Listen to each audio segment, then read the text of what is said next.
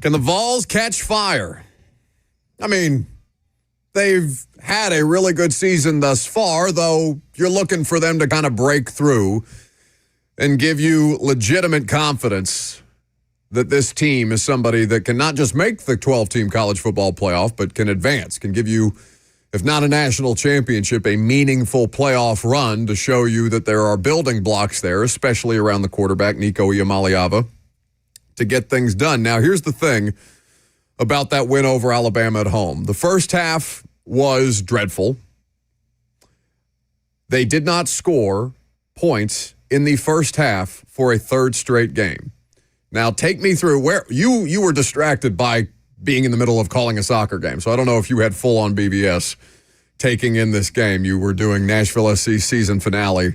They, unfortunately, did not make the playoffs this year either for the first time. But how did you experience it? How were you watching it? Were you distracted from your duties? Did you actually accidentally yell out the name of a Vols player while trying to do a soccer call? How did this go for you? No, I managed. And, of course, I've rewatched the game since then. But Nico's first half stats, 7 of 14, 99 yards, and 1 interception. No rush yards, obviously no points, and no help, by the way, from his wide receivers. It felt like either Nico was overthrowing touchdowns or they were dropping balls. I mean, there's one sequence early on where Tennessee's trying to kind of get out of its own end with some poor starting field position, and it's a first down pass on the money to Squirrel White. For whatever reason, he tries to catch it one-handed with his left hand. It's dropped, right? There were multiple instances where Nico just was flat out not helped. Everything looked disjointed with the offense. Everything was there, right? The shots were there. Everything was getting schemed up, but the execution left a ton to be desired. And then it's not even that the second half numbers were stunning from Nico. In the second half, he's 7 of 13, 95 yards, and 1 touchdown with 44 rush yards, and obviously leading the way for 24 points. But they just kept swinging, and they came out of halftime still down 7-0, and just kind of kept doing what they were doing, knowing it would only take one of those connections to spark them, and that connection came on an absolute dime as he's rolling out to his right, a flick of the wrist down the right sideline to a spot where only Dante Thornton can catch it, and then Dylan Sampson sort of finishes the job. And from there, you thought, okay, this offense can be in business here in the second half. And he stepped up when he needed to step up. You just hope that halftime will be a turning point for Nico and the offense moving forward. And I don't know if he had the yips or if he just needed to kind of get loose, and he did after that hit. I really think there's something to the idea of him being nervous about playing at home. I really think that there's something to him, having to get adjusted to the atmosphere that is Neyland during SEC games, especially like Florida and Alabama at home, where it is, it shakes your spine. It's so loud in there. And certainly after the interception of Milroe in the end zone early on in that game, where just blows the roof off of that place. And then the offense continues to struggle and peter out at various points throughout the course of the first half. And second half, he gets injured. He comes back in. He described it as a moment that kind of woke him up. Yeah. A little bit, and sometimes that's what it takes. This was Josh Heupel. Was this, Lucas? Postgame. The immediate postgame. This was Josh Heupel in the postgame press conference after the Vols beat Bama at home. Young quarterback. Guys around him got to help him too, and that means just doing their job at a really high level. But to me, like, quarterbacks, it's toughness. It's mental toughness. It's when it matters the most. How do you perform and how do you control the game? And there's a lot of things, just physical, mental toughness that really like tonight. And obviously there's some things we got to get better at, and him too. And we'll keep pushing for that.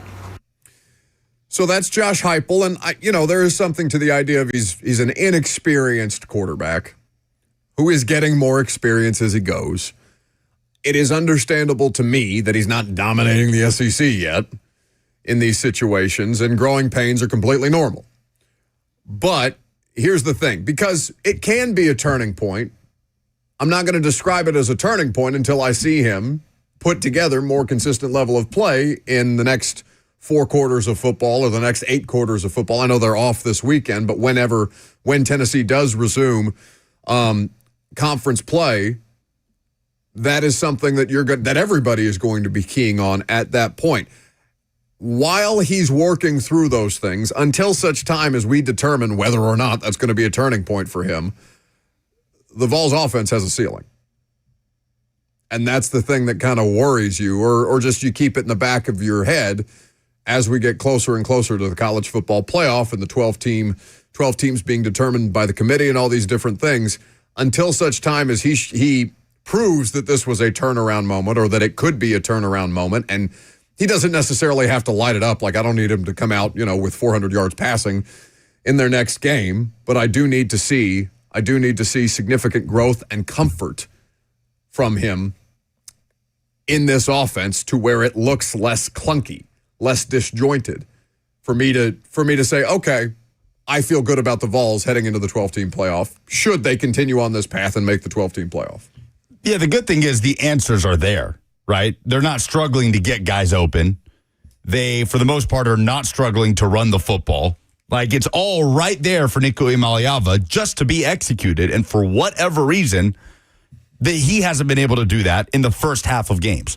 Now, that bled into the second half. He had some misses against Arkansas as well. I know Tennessee strung together a couple of scoring drives in the third quarter of the Arkansas game, but a lot of that behind Dylan Sampson, who scored on both of those drives. And Nico missed some open targets that probably would have won them that game in Fayetteville. And they figured it out to an extent against Florida. They figured it out just enough to win that game, especially in overtime. But they really figured it out against Alabama. So the answers are right there. That's the thing that encourages you. And I understand what you're saying. There does seem to be this weird first half ceiling for Tennessee that they just can't write down the answer to the test, even though it's right there in front of them. But the fact that they were able to bounce back in the second half in that way encourages you going into the bye week, knowing they still have a ton to work on from an execution standpoint. But Josh Heupel said it, young quarterback. He's not worked with one yet. Hendon Hooker was a veteran by the time he got to Tennessee with a stint at Virginia Tech. Joe Milton was like 25 last season. Nico turned 20 in September. Heupel has yet to mold a quarterback from the time he arrives on campus to the time that he is starting for his football team. With Tennessee or in general? Because I don't necessarily know that. With Tennessee. He's been an offensive coordinator. He's been a head coach of other places. Like, I don't necessarily accept that as a reason or as a viable excuse for why this isn't going the way that it was more expected to go. Now, here's the thing. I don't think there's anything wrong with adjusting your expectations, because we came into this season, and you'll correct me if I'm misremembering, but we came into this season understanding that Tennessee's run game and defense were going to be the thing that they were going to be the most viable. And if you get anything that's plus out of Nico beyond, we'll call it SEC average, anything that's plus, then that would vault you into the conversation of not just college football playoff contender, but national title contender. So that it's almost like the Titans, right? You have some level of understanding that you are a rebuilding franchise, and then you forget those things when your team spends a bunch of money and, makes promises that they can't cash in on. Now, there's obviously a difference between the Titans and the Vols. The Vols weren't promising anything. They're just out here trying to win football games and focusing on the most important things. But I do think that there is some level of expectation that has to be adjusted, and I don't accept that, or I would not accept that as a reason or an excuse for Heupel not getting an opportunity to fully mold a quarterback while he's at Tennessee, because I know he's done it before. Right, but what I'm saying is there was this expectation for Nico to hit the ground running, and I had it this year because Nico's been on campus since preparation for the Orange Bowl at the end of 2022. So I had it too, to an extent, but there has been this expectation because as soon as Hendon Hooker took over for Tennessee, I mean, that offense took off like a rocket ship, right? And then Joe Milton had his limitations. We understand that. But I think there was this expectation for Nico to do what Hooker did the moment he stepped into the Pitt game in 2021 for an injured Joe Milton. And Hendon Hooker had been through some battles at that point. He was on his second stop at that point. He had played for multiple coaches, seen multiple offenses, played against multiple defenses, which Nico has not yet. So I do think it's a reasonable thing to say, he's 20 years old. There's always going to be some bumps early. Now, these need to be the bumps. These last 3 games for this season need to be the bumps. And he's going to make mistakes moving forward, but just that very specific issue of not connecting on deep balls, on rhythm passes that he obviously is capable of connecting on because we saw it in the second half.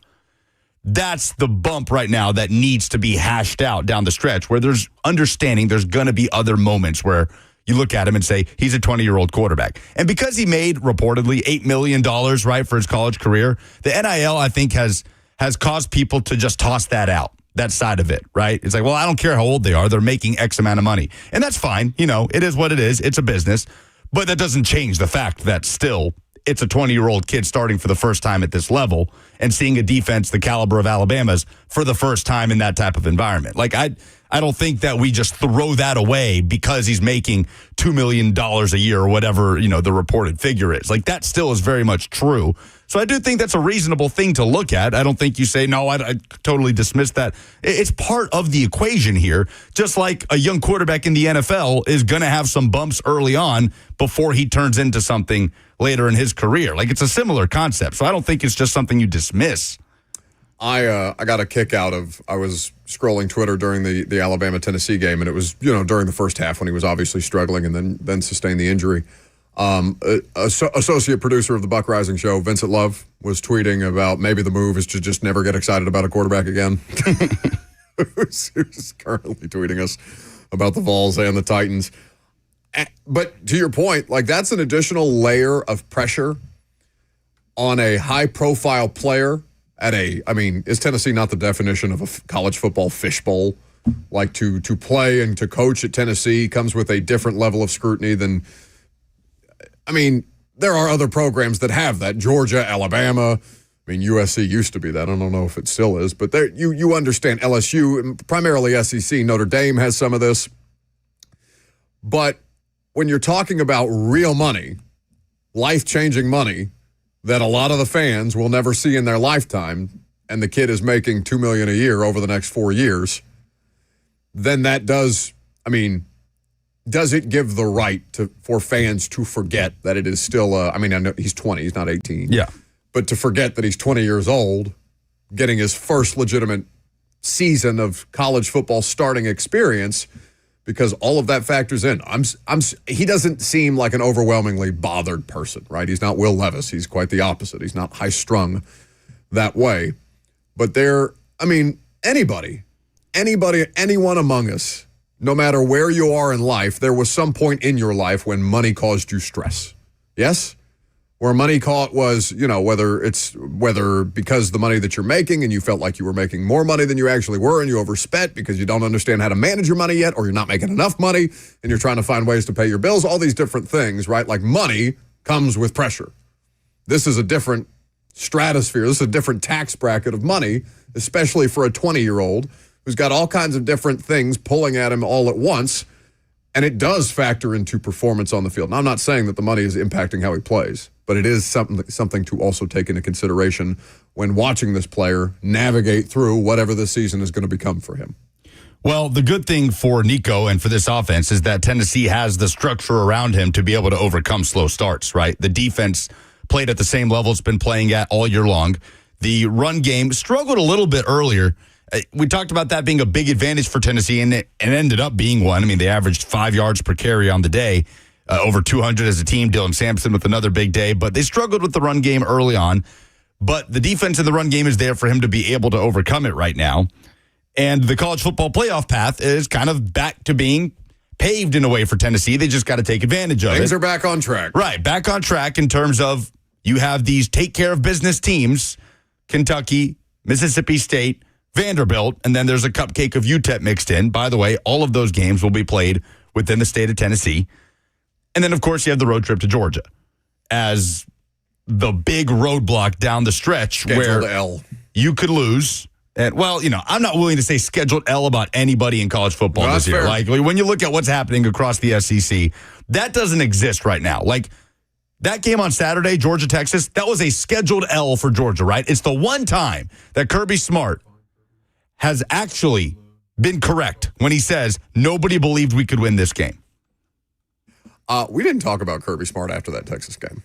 Did you? I fell asleep, so I didn't, in the middle of the Texas-Georgia game, so I didn't see Georgia pull the upset, and Kirby's postgame, do we want to call it a rant? I don't know if it's a rant just because He was fired up. He was fired up. So He said, no one believed in us. Nobody on your network believed in us. Kirby, it's your network. Talking to Stormy Buonantony on the sideline there after the game. And he's right. He is right. Okay? Like maybe some people pick Georgia, but for the most part, Kirby was actually right in saying that. Let me hear from Kirby Smart, if you would. Nobody believed us, and then they tried to rob us with calls in this place, and these guys are so resilient. You know what I mean? We talked about intent. What was our intent when we walked on the field? Our intent was not to take pictures, not to do all the superstar stuff. Our intent, our intent was to eat. Our intent was to come eat and be hungry. I'm not interested in all the bells and whistles. What I want is a team that fights their ass off, and they did tonight. No. It's kind of like the Dan Lanning Oregon-Colorado thing with Deion Sanders before that game actually took place. They're here for clicks. We're here for wins or something. Yeah. Yeah. I mean, Kirby's kind of right there. Most people were picking Texas. Texas was a shoo-in to win that game.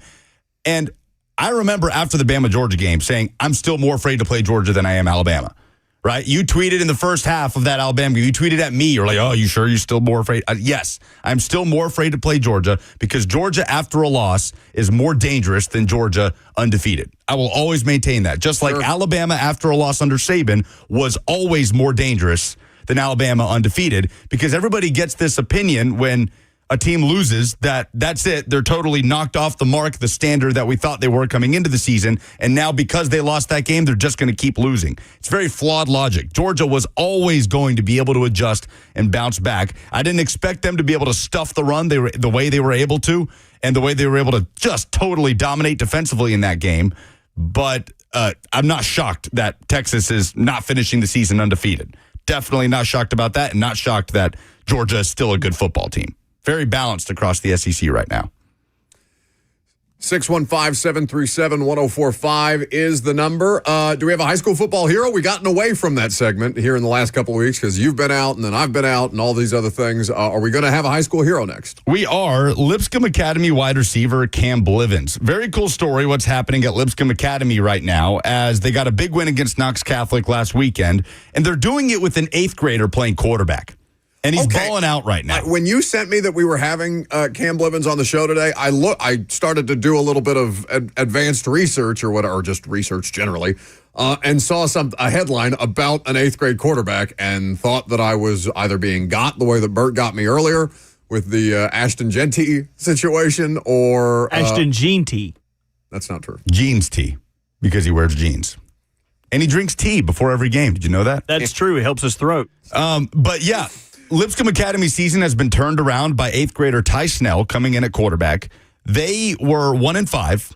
Now they are 3-5 after back-to-back wins against MBA and Knox Catholic last Friday at home, 47-23. Cam Blivens had a massive performance at wide receiver in that game with balls getting thrown to him by an 8th grader. So we'll talk to him about that. We'll talk to Cam Blivens coming